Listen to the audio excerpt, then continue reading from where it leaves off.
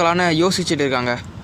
அப்போ தான் கென் வந்து செங்கு கிட்டே என்ன கேட்குறான்னா, செங்கு எனக்கு ஒரு டவுட் இருக்குது. அதாவது நம்ம கம்ப்யூட்டர் உருவாக்க போகிறோன்னு முடிவாயிடுச்சு.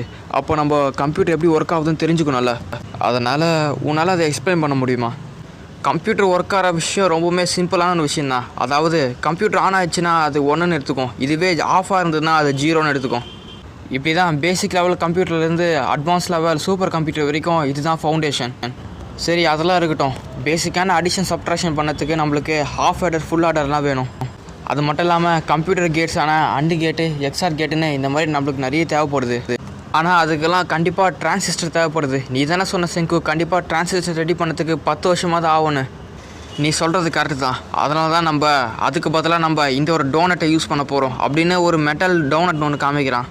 இதோட பேர் தான் பெருமேட்டர். நம்ம டிரான்சிஸ்டருக்கு பதிலாக நம்ம இதை யூஸ் பண்ணலாம் அப்படின்னு சொல்கிறோம். இதில் 2 பக்கமும் 2 காயில் சுற்றி இருக்குது. நடுப்பில் ஒரு மெட்டல், ஒரு டோனட் மாதிரியான ஒரு ஷேப்பில் ஒரு மெட்டல் ஒன்று இருக்குது. இது எப்படி ஒர்க் ஆகும்னா இது ஒரு ஊஞ்சல் மாதிரி ஒர்க் ஆகும். மேக்ஸிமம் ஆஃப் த நம்பர் 1 இருந்ததுன்னா இது டோட்டலாக 1 அப்படின்னு எடுத்துக்கும். இதுவே மேக்ஸிமம் எல்லாமே ஜீரோஸாக இருந்தால் இது டோட்டலாக 0 அப்படின்னு எடுத்துக்கும். அப்புறமா இதை மட்டும் கம்பைன் பண்ணி ஆஃப் ஆர்டரை கண்டுபிடிச்சிட்டாங்க. சாய் வந்து இந்த ஆஃப் ஆர்டரை டெஸ்ட் பண்ணி பார்க்குறான். அதுவும் பக்காவாக வேலை செய்யுது. இந்த பெருமீட்டரோட எண்ணிக்கை நம்ம அதிகப்படுத்திகிட்டே போயிட்டே இருந்தால் அப்படியே நம்மளோட